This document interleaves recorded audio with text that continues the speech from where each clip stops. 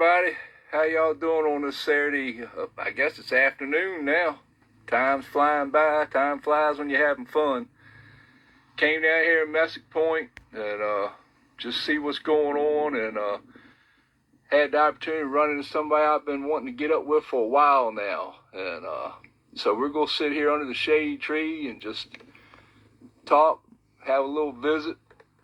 I've been we're blessed today to be able to sit here and speak with Archie Ferguson, skipper. Got skipper here.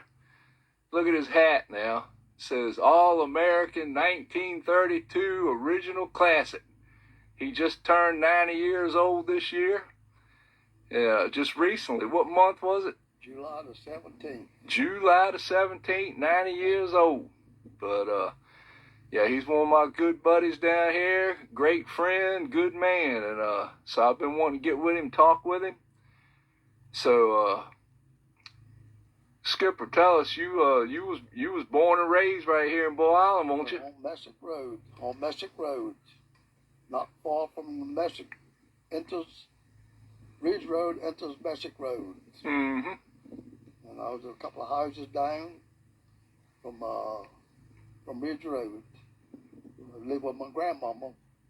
Actually, I lived into a garage that was converted into a living residence.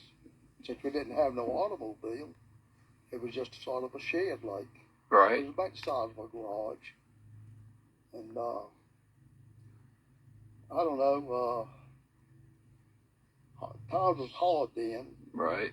In 1938, 1939, I remember a lot before I even started school. But anyway, this little bit of an interview is going to go after 1950, when I got out of high school. Right. I was not too well versed in vocabulary, but I had a lot of Bull Island talk into me. And applied for a job in the shipyard before the Korean War. They wasn't hiring.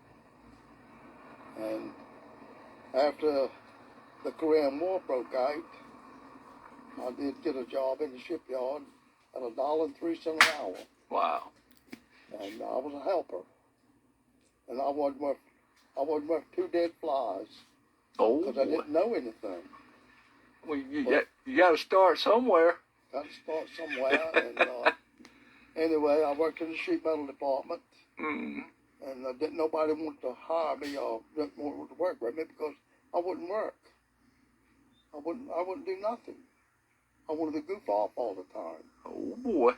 But I run up on a guy that I worked for a lot of quartermans, leading men, whatever you want to call them. And Jules Lambiati, he was one of my quartermans.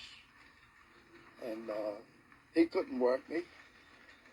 And several other quartermans I worked for, they didn't want me. But Herman Forrest took me, and he says, I'll take it. Because he was a Bull Islander too, and he coached the coaching baseball team at one time when it was a Tri-County League. But anyway, I worked for him for a long time, and I got a little bit of raises now and then. Then I got my draft notice. And I wouldn't work, I'm telling you, I wouldn't work 2 dead flies. And you know how much a fly is worth a dead? Nothing. Yeah. Anyway, I went into the military. The Korean War was on. And they brainwashed me, so to speak. Because they kept indoctrinating you that you're going to get killed. And you're not going to come home. You're going to Korea. And you're going to get blown away. And that's how they brainwash you. Wow. You get to the point where you don't care. Mm-hmm. And but anyway, the war ended. This was in 1953. Went in the military in January 1953. And I left the shipyard and went into the Army. Mm-hmm. I trained as an infantry soldier. Got my orders and went to Germany. And of course, I'd never been away from home. Never had no time away from home. was always a bull islander, and still a bull islander. Absolutely. And I get over to Germany, and I had to change my whole vocabulary. I had to change all my vocabulary. I was talking bull island language. And half the people there from out of Pennsylvania, New York, and Georgia, or wherever, they couldn't understand nothing I was saying. They're picking the pieces. Mm-hmm. So I sort of had to change my vocabulary, and not that I'm smart anyway like that, but I'm trying to speak plainly. Right. So that people can understand what I say. Mm-hmm. But anyway, I've been accused of being from Australia, of New Zealand, and English. But anyway, that's a long story. But I get in the military and finally got my discharge papers and separation papers. At the time, you served 2 years in the military and 6 years in the reserve time. Mm-hmm. That was mandatory. But I get out of the military and went back to the shipyard, and I got with a man that I'd worked for prior to the military, that he was a Christian. And he was a wonderful man. He took me under his wing, tried to make me work. I wouldn't work. But after I get in the military, when I come back, I guess the military trained me a little bit. Uh-huh. They sort of indoctrinated me and brainwashed me. And I got back to the shipyard when I was on the flight deck of the United States parachute line of the United States. And he said, would you like to work with me? I said, I'd be honored to work with you. Because he was a Christian. And I went to work with him, and he said, boy, he said, when you was in here before, he said, you was always going to the water fountain or going somewhere. But now, he said, you won't even leave my toolbox. I said, I have no reason to leave your toolbox. I'm in here to work. And I did. I worked in the shipyard for about another year. Right. I applied for a job at Fort Monroe. A bunch of bull islanders got a job working for the naval laboratory down at Fort Monroe. And the boss man asked me, what do you want to do? You want to work in the engine room, or do you want to work on deck? I said, I'll prefer the engine room. Mm-hmm. Well, we have 4 mechanics in the engine room. And how can you have 4 people working in the engine room when it was only one of them had to be a Navy personnel and 3 civilians? Right. But anyway, I picked up the trade, worked in the, put me on a little 26-foot motor launch boat. The Navy had them. Right. And they had a little old 4-cylinder Buddha diesel motors into them. Uh-huh. And I worked on them and worked on them. I didn't know nothing about nothing. But anyway, I got on the boats and I started working the boat. And I was supposed to be an engine mechanic. I was a helper in the engine room, so to speak. Well, the Navy got off the boats and turned it all over to civilians. And I've chased many of them market boat out of Hampton Roads cable minefield like that, where we were doing a lot of testing. The restricted area. The restricted area, right. Uh-huh. Cape Henry to Temple Shoal Light. You was the one running them out of there, I huh? was running them out of there, yes. And I had a lot of fun. Yeah. That was commercial boats and work boats. Right. But I had more trouble with the work boats than we did anything else, because they wouldn't pull dredges. Yeah. They were crabbing in there, and there was a reef made off there, and a lot of crabs in there. Uh-huh. But anyway, my job at the time was on the patrol boat. Mm-hmm. And, well, we did a lot of work for the Vietnam War came about.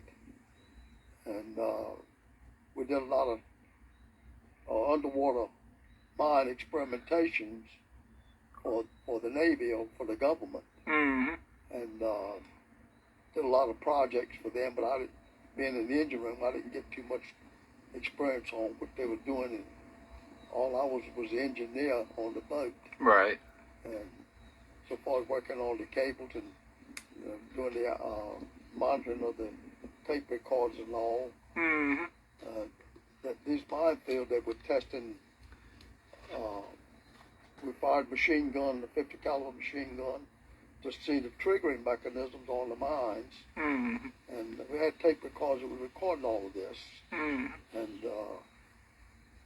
the helicopters would fly over, and they would set the triggering mechanisms off. So they perfected a lot of ordnance for underwater ordnance. Yeah.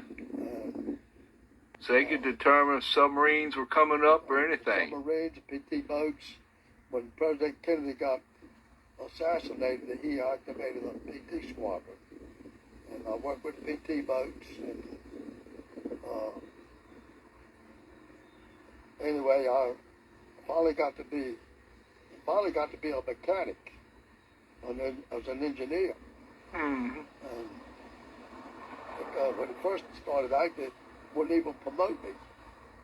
But I was just as smart as the rest of them that they had on there in the engine room. So not that I'm seeing so smart now, but we had some that was dumb like I was as far as being a mechanic. Right. But I was sort of a self-taught mechanic. Taught myself how to work on motors. Mm-hmm. I asked to go to school. Didn't want to go to school. So I was sort of a self-taught mechanic. Uh-huh. And of course I lasted until 1970. Mm-hmm. And I went for an interview for the Air Force. And I got a job in the Air Force. And I thought I was a fairly jackleg mechanic until I went to work for the Air Force. I worked for the Air Force. They're working on locomotive equipment. Engines size goes in locomotives. Wow. And some of them was a 100 horsepower per cylinder.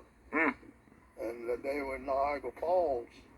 So I thought I was a pretty good jackleg mechanic until I got to the Air Force, and I didn't know nothing. Mm. But I worked with some people in the Air Force that they were civilians, and they knew the ropes so far as working on big motors. Mm.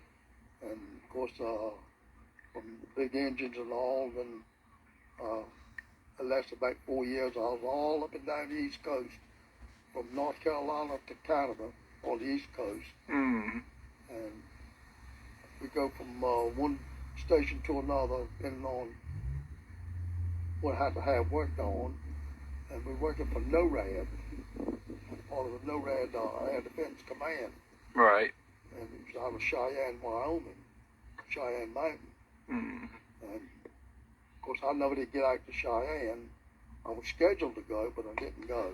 Right. Because I'd about had enough of being away from home all the time. Right. And so anyway, I got an interview for a job at Fort Eustis. I want to be closer to Bull Island. On the steel fleet? No, I was working for the Army. Oh, okay. The steel fleet belongs to the Transportation Department. Mm-hmm. And we had nothing to do with them. Okay. I worked as a mechanic since I've been a mechanic my whole starting career. Right. So I got a job as a mechanic working on equipment, military equipment. Right.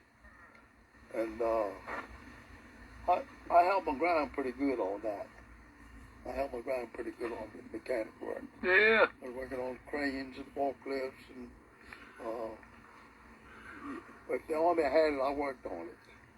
And you worked on the water some too, didn't you? Well, yeah, before I went to work on that was right after I got out of, when I was working for the shipyard, I got laid off. I had an interruption in the shipyard. Right. I went to James River with my daddy. Yeah. And hand, tongue, and oysters. Tongue and oysters in James River, yeah. Yeah. Worked on that for about 3 or 4 months. And of course, I was looking for a land job. Right. But the water wasn't for me. It too hard to work. Right. But you've been around it all your life. Been around the water all my life. Been around it all my life. So after you had your military career, you was a good mechanic. And then you ain't never worked on no Detroits, have you? I worked on a few. I hear worked that. on a few of them. That was sort of my specialty. Right. But working for the Army, you work on everything. Yeah. And they had all kinds of equipment. Sure. Whether they were Caterpillars or Cummins or whatever. You worked on whatever came your way. Right. And I held my own on before I went to work for the Air Force. I was holding my own. But after I worked for the Air Force, I worked on some big stuff at the Air Force. Yeah. And then I thought I was a full-fledged mechanic. The size of equipment and everything I worked on. Yeah, you had a wide scope range that you'd worked on then. I worked 16 years for the Navy. I worked 4 years for the Air Force. That's where I learned most of my trade, was working for the Air Force. Right. And I worked on some big stuff. And it's a two-man job. Yeah, sure. Pistons were 16 inches in diameter. Mm-hmm. And so you're working on some big stuff. Right. And sometimes you work alone. Sometimes you have to work with a co-padre. So when you was living like Fort Eustis and everything, you were living in the area. Yeah. People had you turning wrenches on them workboats all the time, didn't they? I work all night long. I've heard a story about getting one ready for a race or something like that. Oh, yeah, well. That's side work. I was side work. Yeah. But, especially was in Detroit. I liked working on in Detroit. Yeah. But I had a friend of mine named Richard Barkley. He was a doggone good mechanic. Mm-hmm. And but anyway, I had some stories to tell with him. But my cousin Gerald Jr. had the boat named the Miss Mary. She's up in Whitestone right now. And shout out to Tony. But go ahead. His son has got the boat now and he restored her. And she's first class. Yes, she is. She's first class. Mm-hmm. But I blew that engine up several times on experimenting, trying to cheat, get all the power you could get out of her. Mm-hmm. And but the powerhouse on the boat was too big. And so anyway, you change the powerhouse on, and she got to be pretty good for a little old 653 Detroit. Yeah. It only rated about 215 horsepower. Right. And I got all I could get out of her. But that one time, didn't you rebuild her overnight or something so she'd be ready? Yes, I did. Overnight. Rebuilt her so she was ready the next day. That's when I blew it up. Yeah. She blew it up and she turned 4,200. Wow. That's when they come apart at 4,200. Right. But I was doing the cheating onto them, but I made a fatal mistake. I didn't follow what I was mentally trained to do. Right. And I talked to the boy in the Coast Guard. I said, when did these Detroits come apart? He said, we tried them. He said, they come apart at 4,200. Mm-hmm. And that's when the valves and the pistons come together. Wow. When one meets the other. Right. And when I took her apart, I was dealing with a man over in Portsmouth. He rebuilt I did a lot of work. He did a lot of work for me. Right. As a part-time. For me, I was part-time. Mm-hmm. But I told him, I said, look, I'm going boat racing. And the man had never met me in my life, and I gave him a lot of work. But I told him, I said, I need 2 heads for 653. He said, I got a tie in the garage, in the shop right now. He said, well, the man's supposed to pick them up Monday. I said, well, Monday ain't got here yet. Yeah. I got to have the cylinder heads. Right. He said, I got them. The man's supposed to pick them up Monday. I said, well, Monday ain't got here yet. You build him 2 more heads. And I said, I got to have them 2 heads right now. The valve inserts had fell out. That's when she come apart. The valve dropped the valves onto her. Right. And when I took the heads off of all the valve inserts, came out with the valves. So I destroyed the engine. Right. Basically, I destroyed it. Uh-huh. But you had him go. He raced the next day, didn't he? Yeah, we raced him. Yeah, I was on a Saturday. We had to go to Harbor Fest that night. Right. So I rebuilt her on the ditch bank, so to speak, on the shell pile. Yeah. And was ready at Messick Point. Uh-huh. We're setting that right now. Right. So anyway, with his help of him, my cousin, and his boy Tony, Yeah. so we rebuilt the motor. Mm-hmm. And anyway, we went on to Norfolk, and I don't know whether we won the race or not. It didn't make any difference. But then I hooked up with Richard Barkley Uh-huh. on the boat named the Stephanie Marie. Yep. That sucker was fast. Oh, yeah. And the first time I went up with him, he was working for a guy named Thurman Ellis. He was Yeah, I know. a distributor for. He worked on a lot of Detroit motors. Mm-hmm. And We had a 453 Thurman had completely rebuilt in my dad's boat. yep. Mm-hmm. And anyway, he was test running out here in Back River, and the clutch wouldn't hold.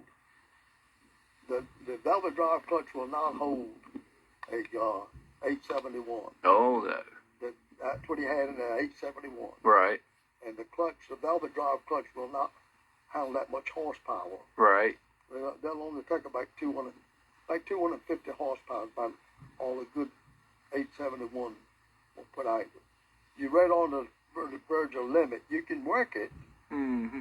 but you stand a chance of tying it up. Right. But anyway, someone else was on there with him, and they took the clutch off and threw it overboard out here in Back River. Huh. Well, it was no good. It burned it Yeah. up. They Yeah. took all the paint off of it and everything. Wow. So they got towed into Fox Hill, Uh-huh. and they threw the transmission overboard. There was nothing left in it. Right. It burned up. But anyway, he got a hold of another motor, and that's when I hooked up with Richard, and had a lot of fun with Richard.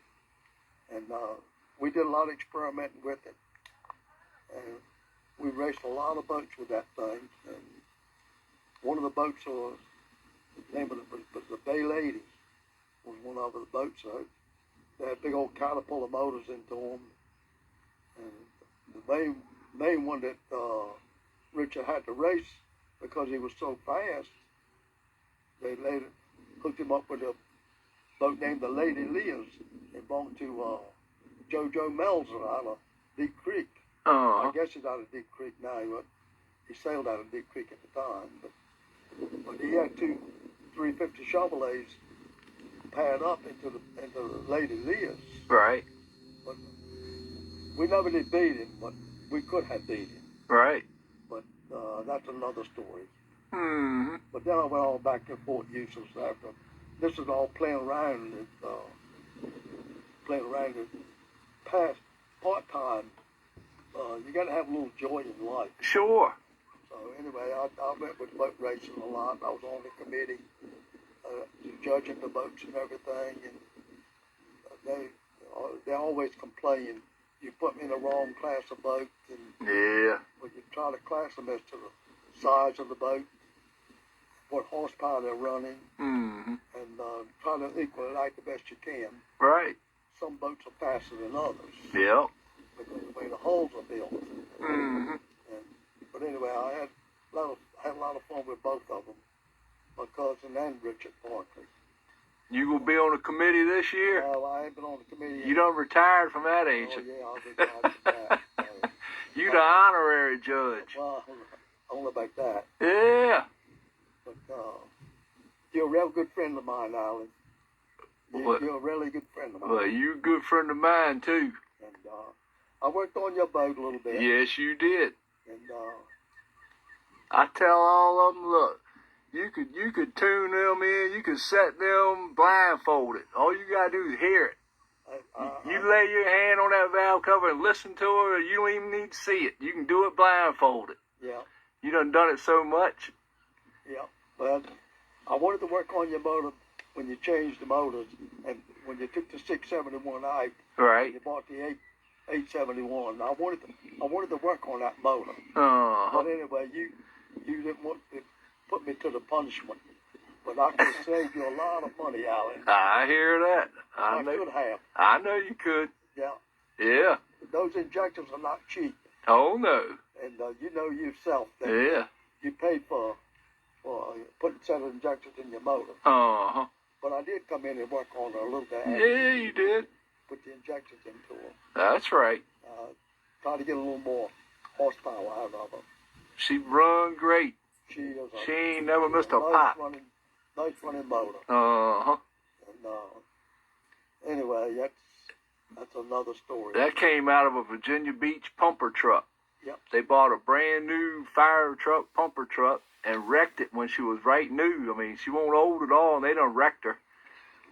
And York County bought the truck from Virginia Beach, and they wanted the pumps for one of their trucks. So they took the pumps out, and then they sold the truck to Edward Gibbs, and he took the engine out. He sold that to David Westcott, and he had that in his boat.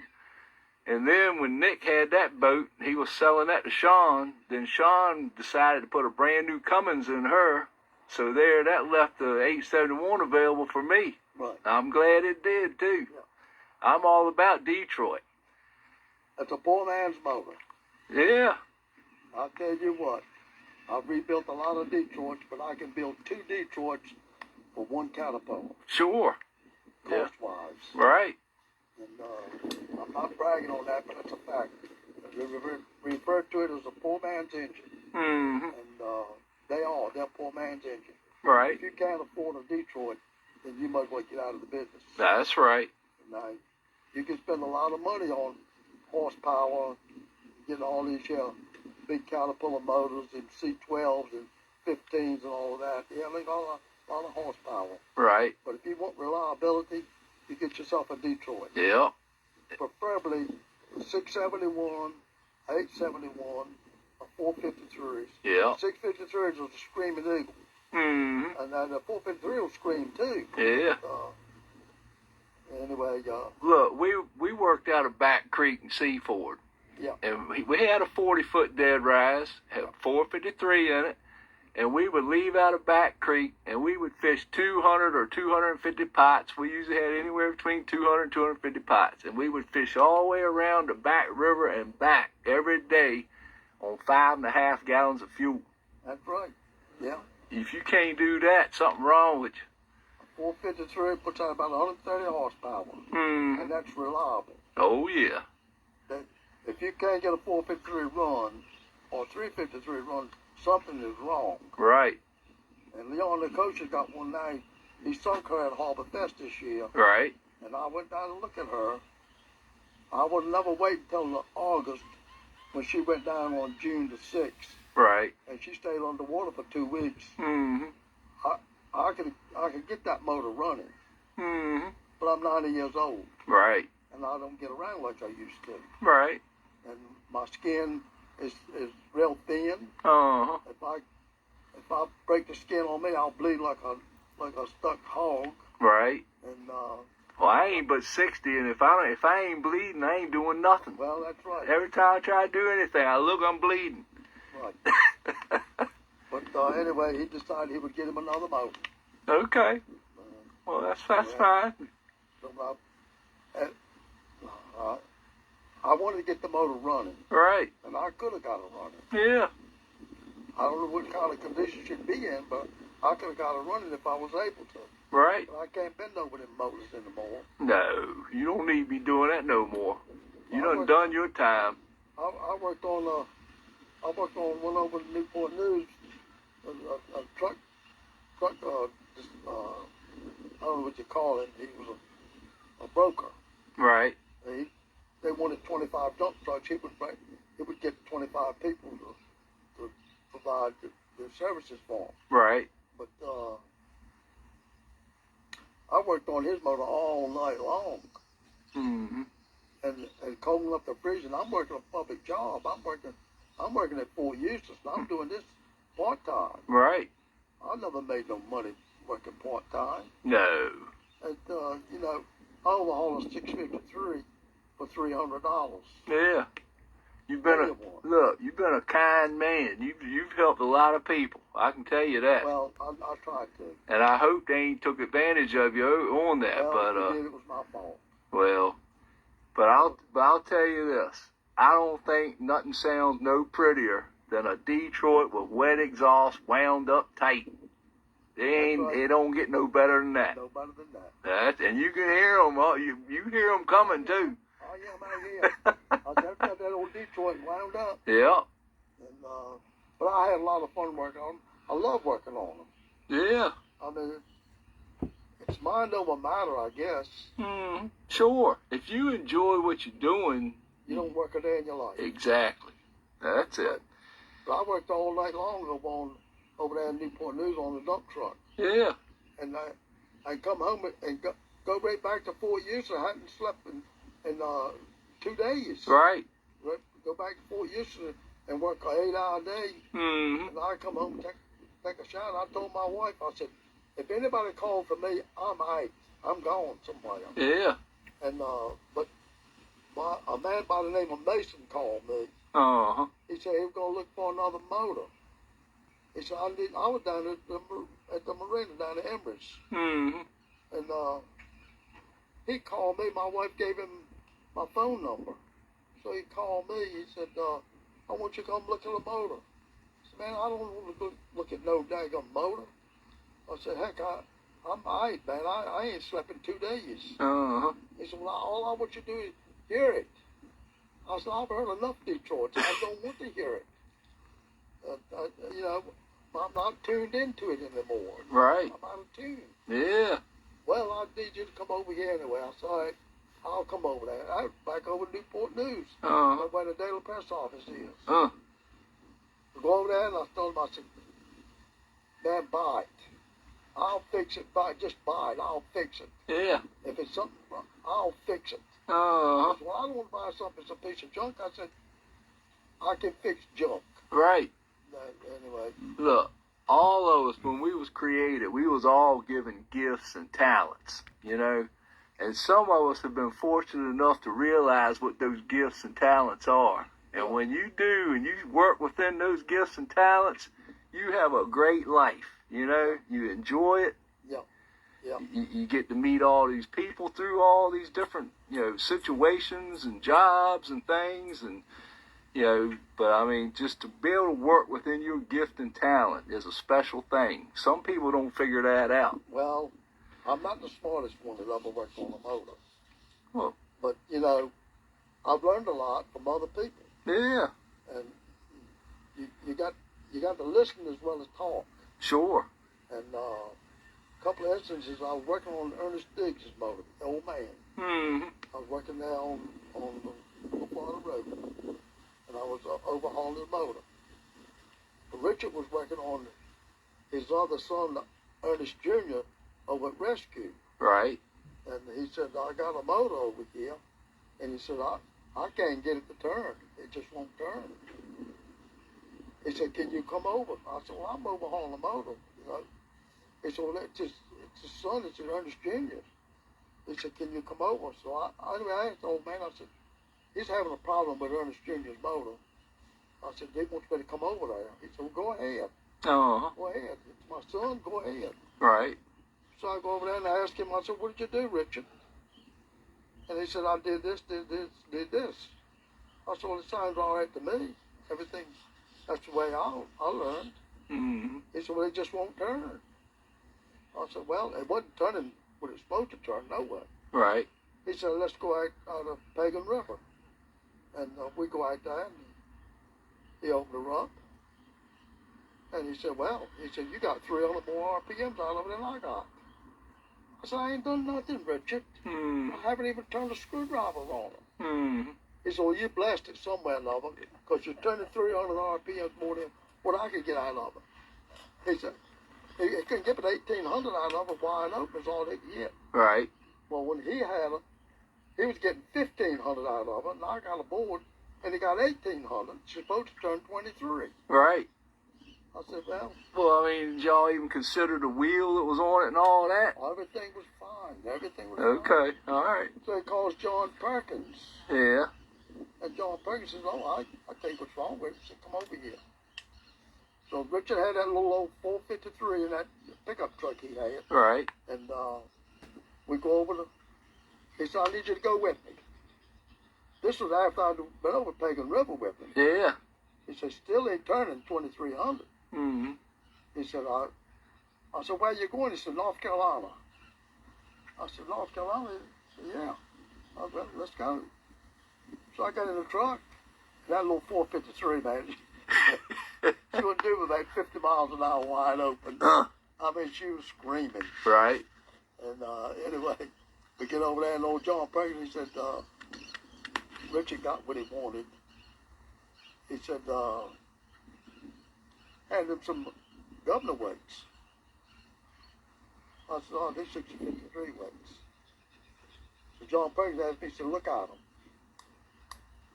I said, I've looked at more governor weights than the law allows. I said, there's 653 governor weights.